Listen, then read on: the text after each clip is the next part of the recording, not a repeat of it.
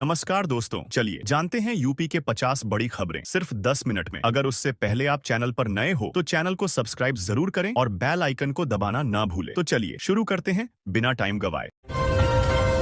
जमीन पर कब्जा न मिलने से आहत बुजुर्ग ने जहर खा लिया। अचानक तबीयत बिगड़ने पर परिजन आनन फानन में उन्हें इलाज के लिए अस्पताल ले जा रहे थे, लेकिन रास्ते में ही उनकी मौत हो गई। परिजनों का आरोप है कि प्रशासनिक लापरवाही और न्याय न मिलने से उन्होंने यह कदम उठाया। शिकायतों के बाद परिवहन निगम ने सख्ती दिखाते हुए निर्देश जारी किए हैं कि अब हर निर्धारित स्टैंड पर बस रोकना अनिवार्य होगा। किसी भी स्टैंड को छोड़ने पर ड्राइवर और कंडक्टर के खिलाफ कार्रवाई की जाएगी। अधिकारियों ने कहा कि यात्रियों की सुविधा के लिए नियमों का पालन जरूरी है। भारतीय वायुसेना ने दशकों से सेवा दे रहे MiG-21 विमान को औपचारिक विदाई दी। इस ऐतिहासिक अवसर पर कानपुर के फ्लाइट लेफ्टिनेंट सुबोध ने अहम भूमिका निभाई। उन्होंने अंतिम उड़ान में हिस्सा लेकर गौरवपूर्ण पल का हिस्सा बनाया। MiG-21 की विदाई वायुसेना के लिए भावुक क्षण रहा। बरेली में साजिशन भीड़ जुटाने के लिए नदीम ने व्हाट्सएप कॉल कर 1600 लोगों को एकत्र किया था। जांच में यह खुलासा हुआ है। वहीं मौलाना तौकीर से जुड़े पुराने मुकदमों की फाइलें गायब पाई गई हैं। प्रशासन मामले की गहन जांच कर रहा है और जिम्मेदारों की तलाश जारी है।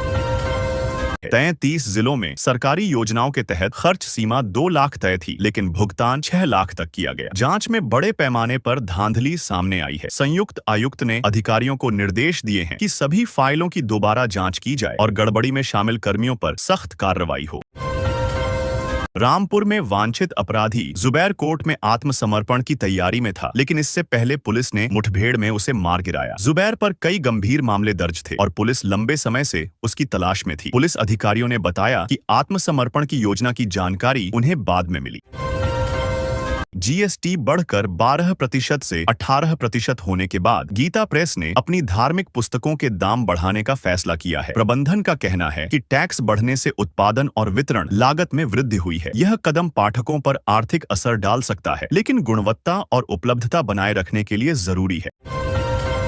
सपा नेता अखिलेश यादव की फोटो एडिट कर सोशल मीडिया पर पोस्ट करने और उस पर अभद्र टिप्पणी करने के मामले में पुलिस ने FIR दर्ज की है। मामला शिकायत के बाद सामने आया। पुलिस ने बताया कि जांच शुरू कर दी गई है और जिम्मेदार व्यक्ति की पहचान कर कानूनी कार्रवाई की जाएगी।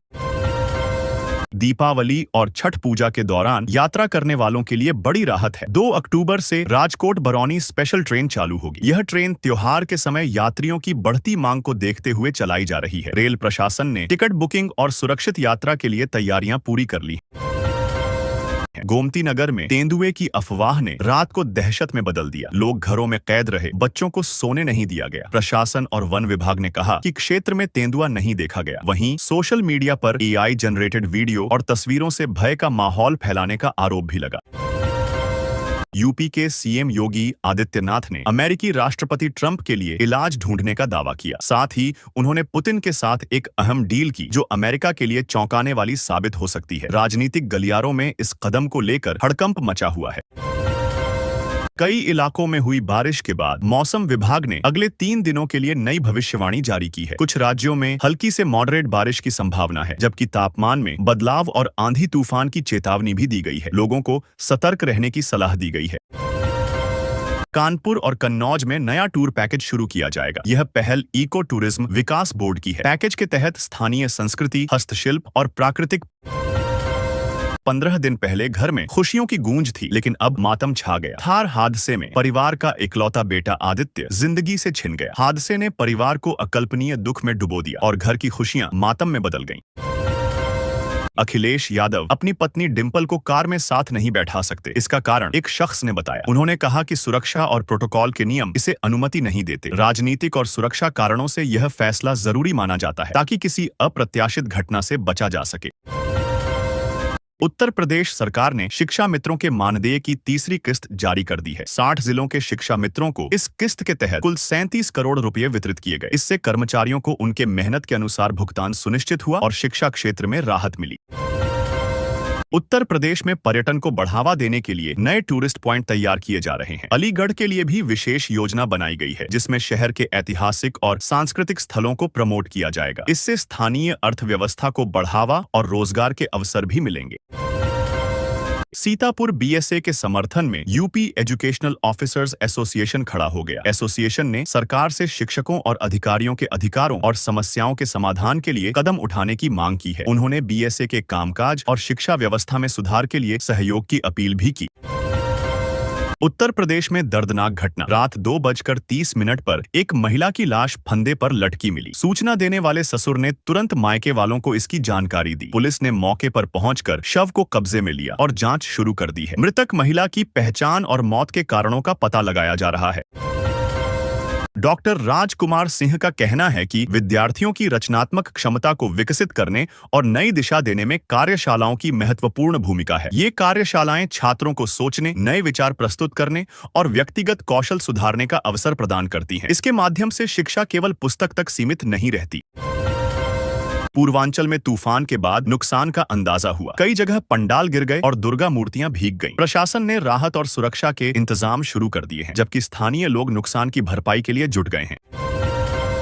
ठाकुर बांके बिहारी मंदिर में दर्शन समय बढ़ाने को लेकर विवाद और विरोध तेज हो गया है। कुछ श्रद्धालु और सामाजिक समूह इसे स्वीकार नहीं कर रहे हैं। मामला अब प्रशासन और मंदिर प्रबंधन के बीच फंसा हुआ है, जिससे समाधान तलाशना चुनौतीपूर्ण हो गया है। जिला पंचायत अध्यक्ष मंजू भदौरिया ने बटेश्वरनाथ मेले की तारीख का ऐलान कर दिया है। इस बार मेले में दीपोत्सव और यमुना आरती विशेष आकर्षण होंगे। श्रद्धालु और पर्यटक इस आयोजन में शामिल होकर धार्मिक और सांस्कृतिक उत्सव का आनंद उठा सकते हैं। तैयारी पूरी की जा रही है। मुख्यमंत्री योगी आदित्यनाथ ने बलरामपुर को करोड़ों रुपए की सौगात दी। इसके साथ ही उन्होंने मां पटेश्वरी मंदिर में जाकर दर्शन और पूजन भी किया। इस दौरान उन्होंने विकास परियोजनाओं और स्थानीय सुविधाओं को मजबूत करने के प्रयासों की जानकारी ली। फिरोजाबाद में हत्या के प्रयास के आरोपी को पुलिस ने मुठभेड़ में गिरफ्तार किया। इस दौरान हुई गोलीबारी में आरोपी के पैर में गोली लगी है और उसे घायल अवस्था में अस्पताल में भर्ती कराया गया। पुलिस ने मामले की जांच शुरू कर दी है। त्योहारों के दौरान बाजार में मिठाइयों की बिक्री में बहुत ज्यादा हलचल रहती है, लेकिन खाद्य सुरक्षा विभाग की कार्रवाई से यह दिखाता है कि कुछ दुकानदार गुणवत्ता की अनदेखी कर रहे हैं। 6 क्विंटल खराब मिठाइयों का नष्ट करना जरूरी कदम था, ताकि लोगों की सेहत से कोई खिलवाड़ न हो। क्या आपको लगता है कि ऐसे कदमों से बाजार में गुणवत्ता बढ़ेगी? इस जिले के लिए ट्रैफिक की समस्या से राहत मिलने वाली है। नए 4 लेन रोड के निर्माण से जाम कम होंगे और आवाजाही सुगम होगी। यह मार्ग सिर्फ इस जिले तक ही सीमित नहीं रहेगा, बल्कि पड़ोसी 5 जिलों को भी इसका फायदा मिलेगा, जिससे परिवहन और आर्थिक गतिविधियों में सुधार होगा। लता मंगेशकर, जिन्हें सुरों की रानी कहा जाता है, की जयंती पर देश भर में उन्हें याद किया गया। उनकी आवाज ने कई दशकों तक संगीत प्रेमियों के दिलों में जगह बनाई। इस अवसर पर गृह मंत्री अमित शाह समेत कई अन्य प्रमुख नेताओं ने उनके योगदान को याद करते हुए भावभीनी श्रद्धांजलि अर्पित की। तो दोस्तों, ये थी आज की उत्तर प्रदेश की टॉप खबरें। अगर वीडियो पसंद आया हो तो वीडियो को लाइक, शेयर और चैनल को सब्सक्राइब करना ना भूलें। मिलते हैं अगले अपडेट में। जय हिंद।